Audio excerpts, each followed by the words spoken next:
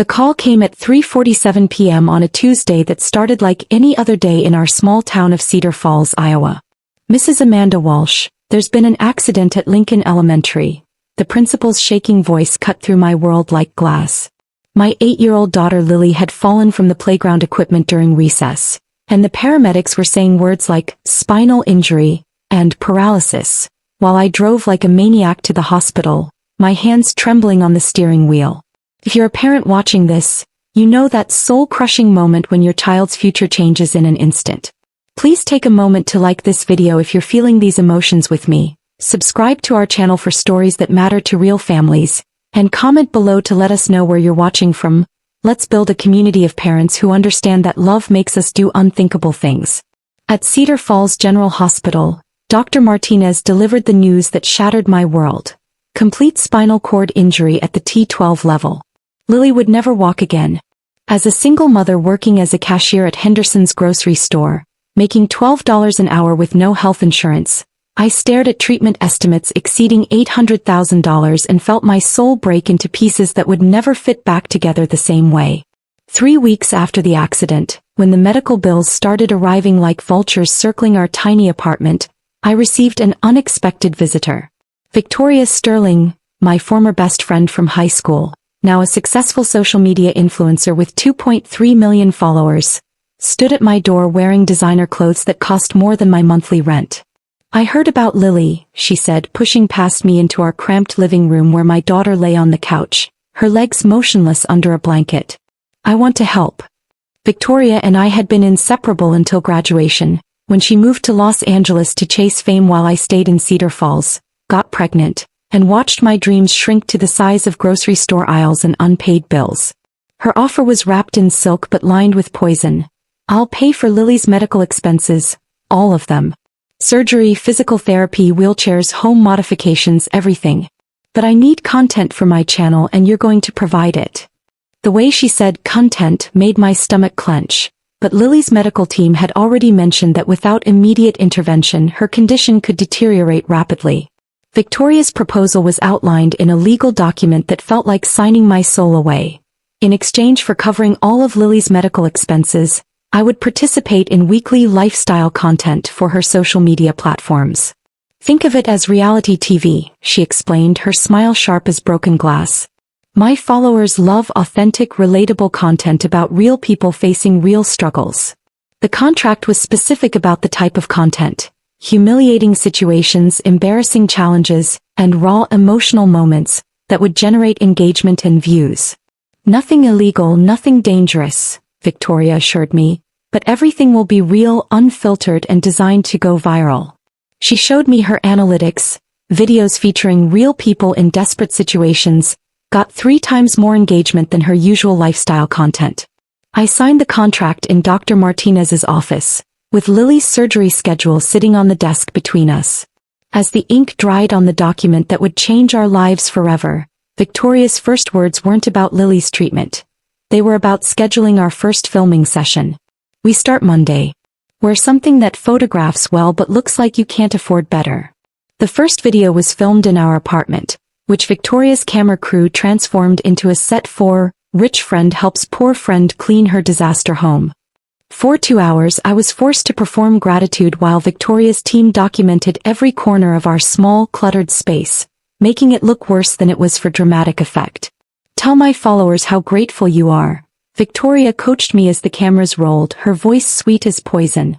I stood in my own kitchen, forced to thank my former best friend for her generosity, while she painted me as a charity case who couldn't manage basic housekeeping.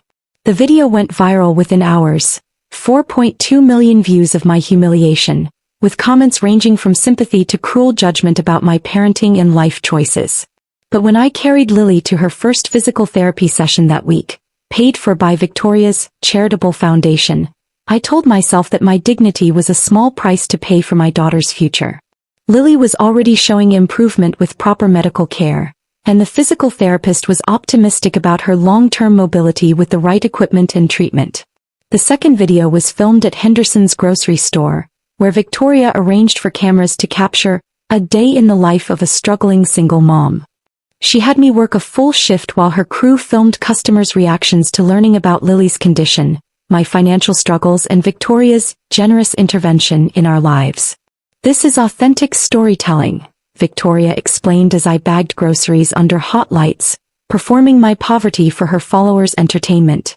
The video showed me crying in the break room during my lunch break, overwhelmed by the contrast between Victoria's designer outfit and my $7.99 uniform shirt, while she provided commentary about the harsh realities faced by America's working poor.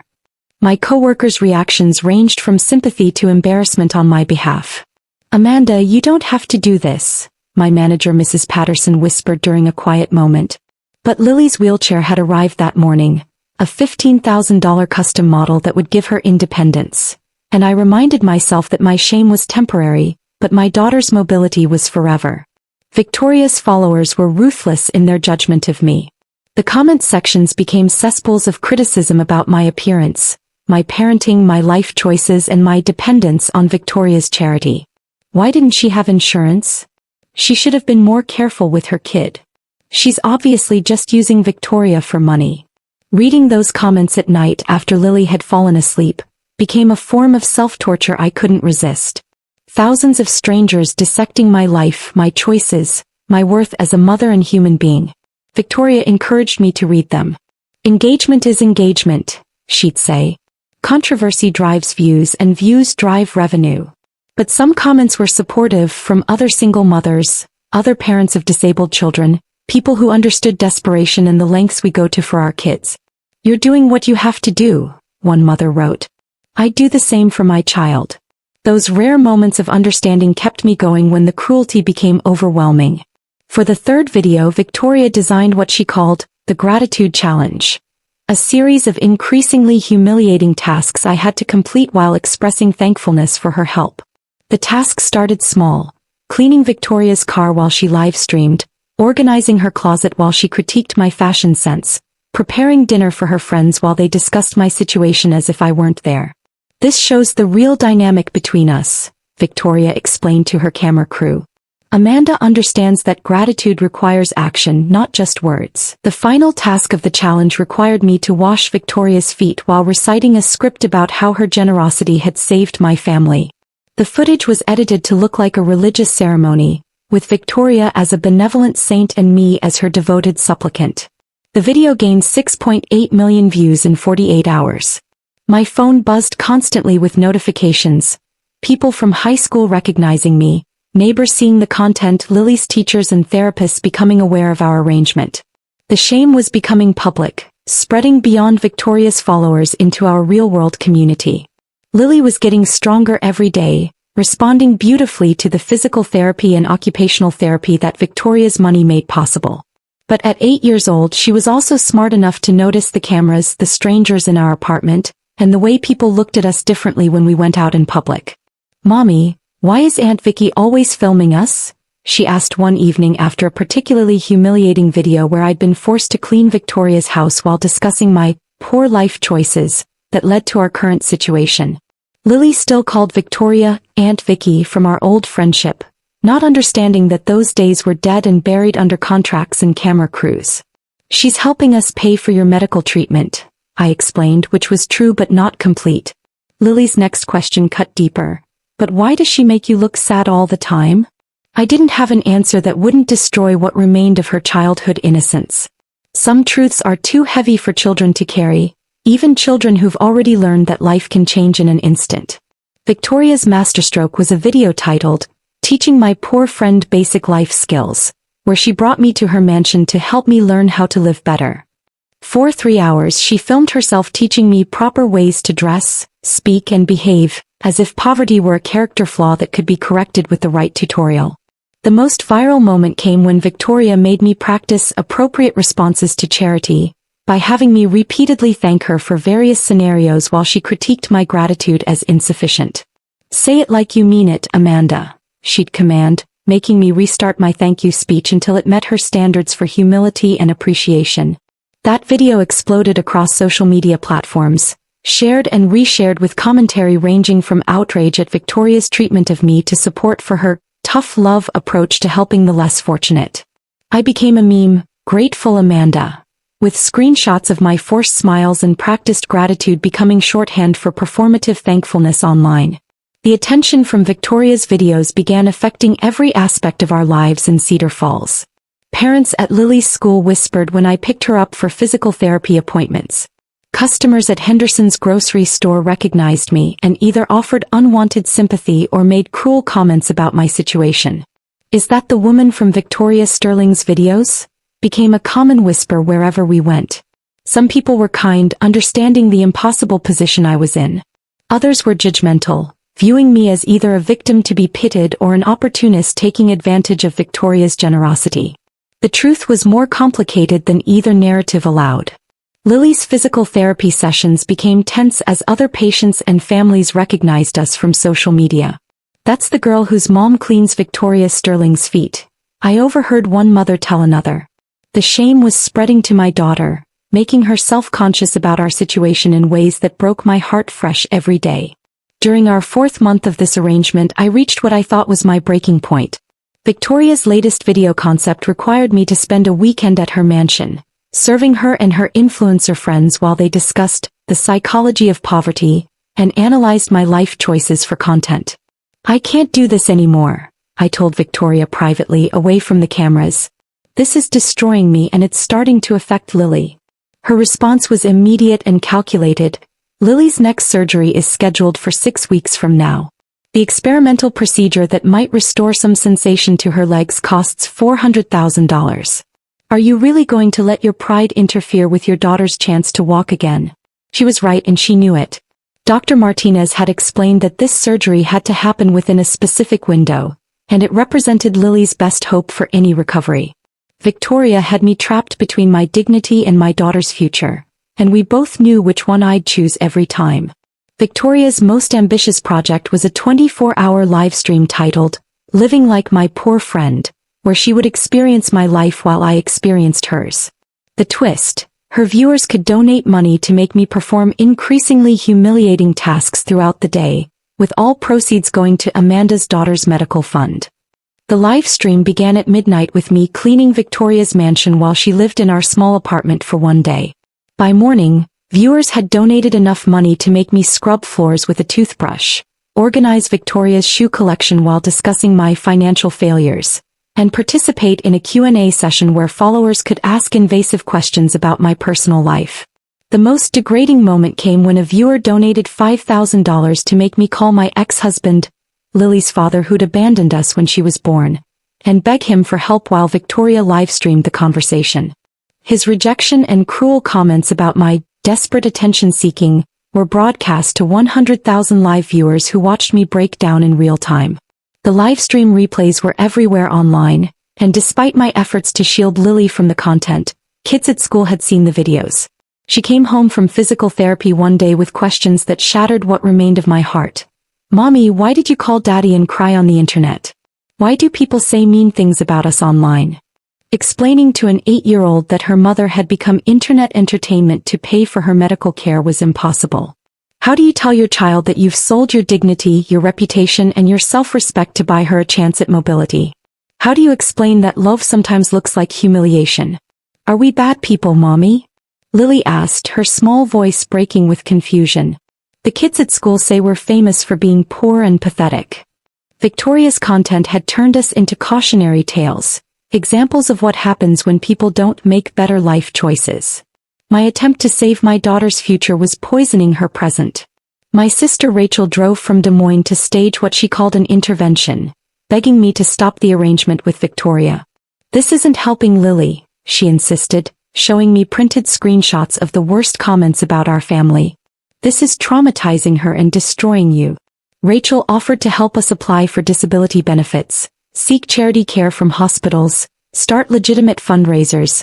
All the normal routes I'd already exhausted before making my deal with Victoria. "There has to be another way," she pleaded, but we both knew the medical system doesn't wait for other ways. Lily's surgery window was closing, and Victoria's money was the only thing standing between my daughter and permanent paralysis. "You're letting her turn you into a performing monkey," Rachel said, tears streaming down her face. "Mom and Dad would be horrified if they could see this. But our parents had died in a car accident 2 years earlier, leaving me alone with responsibilities too big for one person to carry. Victoria's exploitation was terrible, but it was also the only option that led to Lily walking again. Victoria's Christmas special was designed to maximize both humiliation and holiday engagement. Titled "Giving My Poor Friend the Best Christmas Ever," it featured me receiving charity gifts from Victoria while expressing overwhelming gratitude for her generosity in front of cameras positioned throughout her mansion. The gifts were carefully chosen for maximum emotional impact. Basic necessities presented as luxuries, children's toys that Lily couldn't use due to her paralysis, and clothing that was either too small or inappropriate for my lifestyle.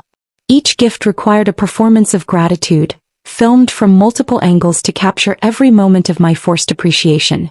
The video's climax showed Victoria presenting me with a check for Lily's surgery, but only after I completed a series of Christmas challenges that included singing carols while cleaning her house, preparing an elaborate dinner for her family while they ignored me, and reading a letter she'd written about my transformation through gratitude to her holiday guests. Lily's surgery was scheduled for January 15th. And the experimental procedure offered a 40% chance of restoring some sensation and movement to her legs. As we prepared for the operation, Victoria announced that she'd be documenting the entire process for a medical miracle series on her channel. "This is the culmination of our journey together," Victoria explained to her camera crew as we arrived at the hospital. "My investment in Amanda's family is about to pay off in the most beautiful way." She filmed me signing consent forms, discussing fears with doctors, and holding Lily's hand as she was wheeled into surgery, turning my daughter's medical crisis into content. During the 8-hour surgery, Victoria live-streamed from the waiting room, updating her followers on Lily's progress while I sat nearby, emotionally drained and physically exhausted. "Pray for baby Lily," she told her audience, presenting herself as the loving benefactor whose generosity had made this miracle possible. The comments poured in with support, prayers and praise for Victoria's charitable heart. Lily's surgery was successful. She began showing sensation in her right leg within days and could wiggle her toes within a week. The medical team was cautiously optimistic about her potential for walking with assistance, possibly even independently with enough physical therapy. Victoria's cameras captured every milestone, every tear of joy, every moment of hope. But the recovery period became another series of content opportunities. Lily's miracle journey featured daily updates on her progress, interviews with her medical team, and carefully staged moments of family bonding. Victoria positioned herself as the fairy godmother whose generosity had made everything possible, while I remained the grateful recipient of her charity. The most painful moment came when Lily took her first assisted steps since the accident.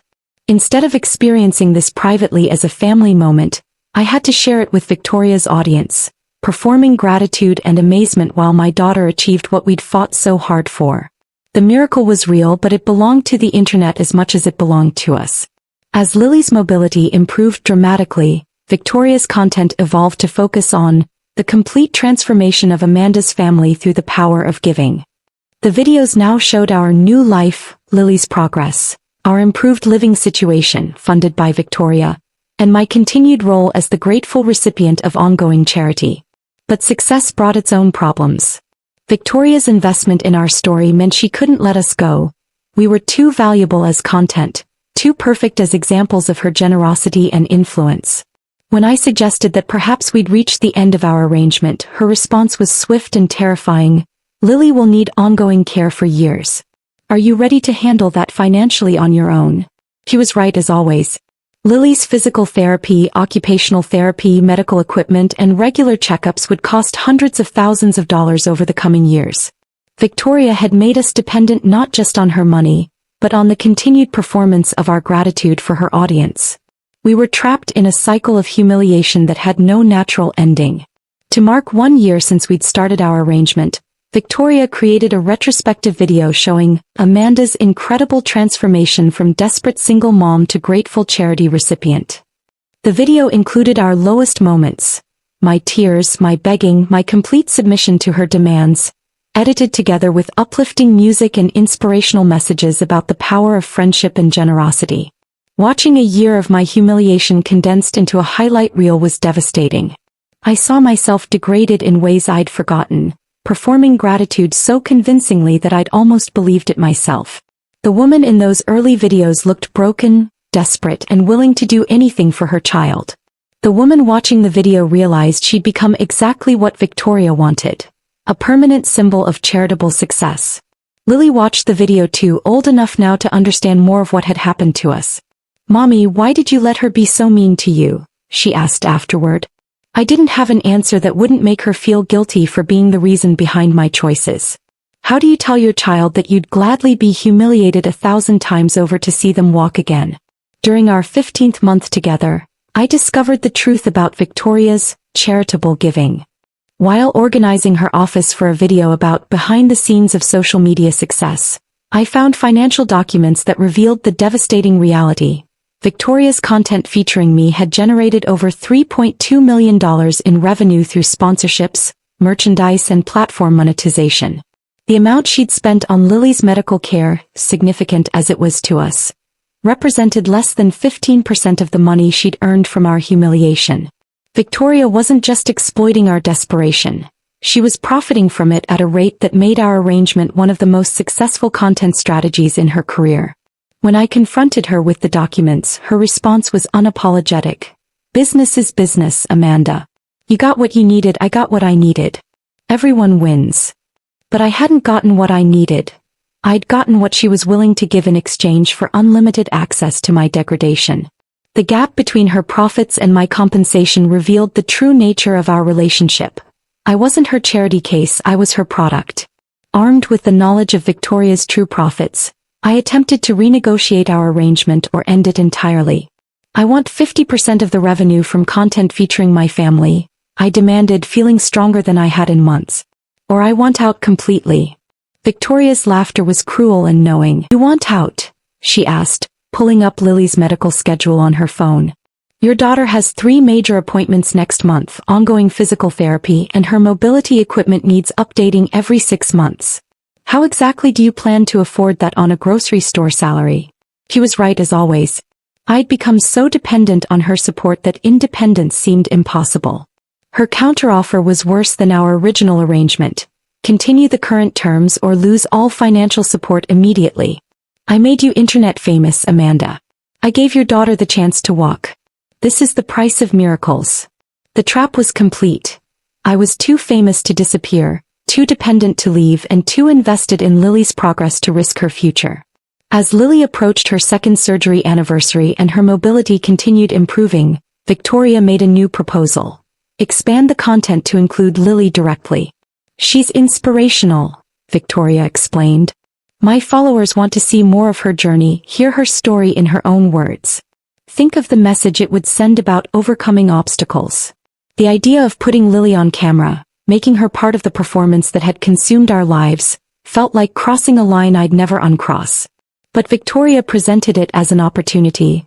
Lily can become a voice for other disabled children. She can inspire millions of people. Isn't that worth something?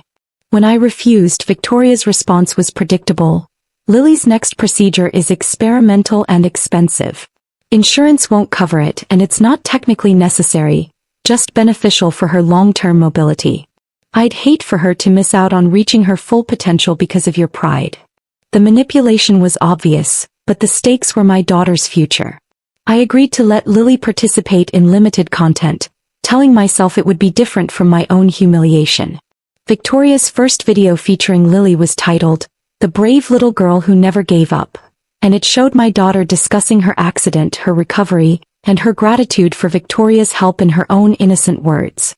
Watching my 9-year-old daughter perform gratitude for the camera, thanking Victoria for saving our family, while Victoria filmed every word, was the moment I realized I'd lost everything that mattered.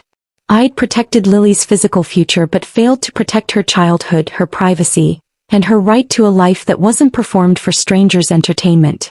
The video went viral immediately, with Lily's sweet voice and inspiring story touching millions of viewers. The comments were overwhelmingly positive, praising her courage and Victoria's generosity.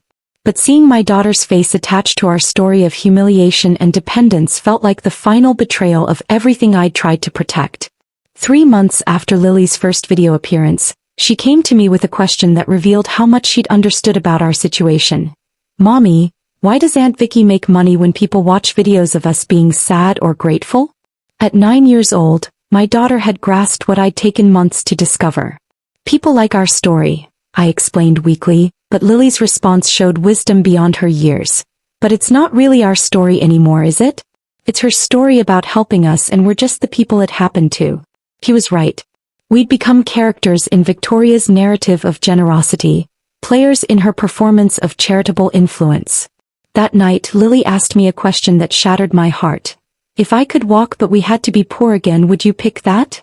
I wanted to say yes, that her mobility was worth any sacrifice, but I realized the truth was more complicated. I'd traded not just our privacy and dignity, but our autonomy and authentic relationship with each other. Victoria's final content series featuring our family was called 2 Years Later, A Family Transformed, and it was designed to showcase the complete success of her charitable intervention. The series would follow us for a month, documenting our new normal and the lasting impact of Victoria's generosity on our lives. But the month-long filming revealed the psychological toll our arrangement had taken. Lily had developed anxiety around cameras. I'd become unable to experience genuine emotions without wondering how they'd play for an audience. And our relationship had been fundamentally altered by years of performing gratitude and dependence. The final episode was titled, What Amanda Learned About Gratitude, and it required me to deliver a monologue about how Victoria's intervention had taught me to appreciate life's blessings. As I spoke the words Victoria had written for me, thanking her for saving our family and teaching us the value of humility, I realized I no longer recognized the person speaking. The grateful woman on camera wasn't me. She was a character Victoria had created and I'd learned to perform. The breaking point came during a live stream celebrating Lily's ability to walk independently. As my daughter took her first unassisted steps in 2 years, Victoria's audience was more focused on my tears of gratitude than on Lily's incredible achievement. The comments were filled with praise for Victoria's generosity and criticism of my overly emotional response to my daughter's miracle. "Stop crying so much, Amanda," Victoria whispered off camera. "You're making this about you instead of about Lily's success and my contribution to it." The moment when my daughter achieved what we'd fought so hard for became another performance, another opportunity for Victoria to display her charitable influence while I provided the emotional backdrop. That night, after the cameras left and the crew packed up, Lily and I sat alone in our apartment. "I walked today," she said quietly, "but it didn't feel like mine. It felt like it belonged to everyone watching." My daughter had articulated what I'd been unable to face. We'd given away our most precious moments in exchange for the money that made them possible. 2.5 years after our arrangement began, I finally calculated the true cost of Lily's recovery. Victoria had spent approximately $800,000 on our medical expenses while earning over $4 million from content featuring our story. But the financial imbalance wasn't the real tragedy. It was what we'd lost that could never be bought back. We'd lost our privacy, our dignity, our authentic relationship with each other, and our ability to experience joy or success without an audience. Lily's first steps, her medical milestones, her growing independence, all of it had been commodified, turned into content, shared with millions of strangers who felt entitled to judge our gratitude and critique our responses to our own life events. When I tried to explain this to Victoria, her response was dismissive. "You're being dramatic, Amanda. Lily can walk. That's what matters. Everything else is just your pride talking." But it wasn't pride. It was the recognition that we'd traded our souls for a miracle, and miracles purchased at such a cost might not be miraculous at all. On Lily's 10th birthday, as we prepared for another video celebrating her continued transformation, she made a request that stopped my world. "Mommy, can we please stop being on the internet? I just want to be a normal kid who can walk, not a walking miracle that everyone watches." Her words crystallized everything I'd been afraid to admit. In saving Lily's ability to walk, I'd stolen her ability to be a child. She couldn't experience her own recovery privately, couldn't celebrate her achievements without an audience, couldn't even fail or struggle without it becoming content for Victoria's platform. "I'm tired of being grateful all the time," Lily continued. "I'm happy I can walk, but I don't want to thank Aunt Vicky on camera anymore. I don't want people to know our business. I just want to be regular." My daughter was asking for the childhood I'd sold to save her future, and I didn't know how to give it back to her. My last attempt to free us from Victoria's control came when I threatened to expose the true financial nature of our arrangement. I'll tell everyone how much money you've made from our suffering, I warned, showing her the documentation I'd gathered of her revenue streams and profit margins. Victoria's response was swift and devastating. Go ahead. Tell them. Tell them that you agreed to be humiliated for money. Tell them that you sold your dignity to pay your daughter's medical bills. Tell them that everything you've done for the past 3 years was a business transaction. See how that plays out for Lily at school, in your community, for the rest of her life. He was right as always. Exposing Victoria would also expose myself, and the humiliation would follow Lily forever. We were trapped not just by our financial dependence, but by the public nature of our arrangement. The very publicity that had generated Victoria's profits also ensured our continued silence and compliance. 5 years after I first agreed to Victoria's arrangement, Lily is 15 years old and has been walking independently for 3 years. She's a normal teenager in every way except one. She spent her entire adolescence as a public figure, her recovery and our family's story known to millions of strangers who feel entitled to opinions about our lives. Victoria's final video in our series was titled 5 Years Later, A Mother's Love Story, and it featured me reflecting on our journey with the wisdom of hindsight. I delivered the words Victoria wrote for me, talking about gratitude, transformation, and the power of accepting help when you need it most. But the woman speaking wasn't me anymore. She was the character Victoria had created, the permanently grateful charity recipient who existed to validate her generosity. Last week, Lily was accepted to Stanford University with a full scholarship, her intelligence and determination opening doors that her mobility made possible to walk through. But when she got the news, her first words weren't celebration. They were worry. Will Aunt Vicky want to film this too? I smiled through the ache in my chest, pulled Lily into a hug and whispered, not if I can help it. But even as I said the words, I knew how hollow they sounded. I'd made too many promises I couldn't keep. That night, I lay awake scrolling through our old videos. The first time Lily stood, the tears streaming down my face, the triumphant music swelling in the background. There were hundreds of comments. Thousands. People thanking Victoria for being such a hero. Hardly anyone mentioned Lily's strength, her pain, the endless hours of physiotherapy, the nights she cried herself to sleep because her legs wouldn't move the way she wanted them to. All of it had been reduced to views and shares and affiliate links for mobility aids. Lily had been a miracle, but not in the way strangers believed. She wasn't a story arc. He was a person. My person. So I made a decision. I emailed Victoria and told her we wouldn't be renewing any more contracts, promotional or otherwise. I didn't wait for her response. I deleted every single file I had of our filming schedule. Then quietly I opened a private Instagram account for Lily, gave her the password and told her it was hers. No cameras. No edits. No audience unless she chose one. Victoria called 3 hours later. You're making a mistake, she said calmly, the same voice she'd used when she'd first convinced me to let her help. You think you're protecting Lily, but you're cutting her off from everything we've built. No, I said, voice shaking. I'm cutting you off. What we built was a prison, not a platform. She was silent for a moment. Then came the venom. Don't expect me to clean up your mess when people stop caring. I never asked you to clean it up. Only to stop filming it. And with that I hung up. There were consequences, of course. Within days, articles appeared questioning our decision, twisting my silence into suspicion. Is Lily okay? Trended briefly on Twitter. People speculated about abuse, neglect, a relapse. Victoria never made a public statement, but her silence was strategic. The headlines did all the work. But Lily didn't care. She got a summer job at a bookstore, dyed the tips of her hair blue and started writing poetry, bad, brilliant, angry poems that she never showed me but always left just barely in sight. She walked to work every morning in worn Converse and came home humming to herself, as if she were finally learning the sound of her own life. One night, over dinner, she looked at me and said, "You did what you had to do. Back then. To save me." I met her gaze. I also did what I didn't have to. And I'm sorry for that. She nodded. Me too. But we're okay now, right? I reached across the table and held her hand. We're getting there. And for the first time in years there was no camera, no script, no need to perform. Just us, real, raw, and finally, free.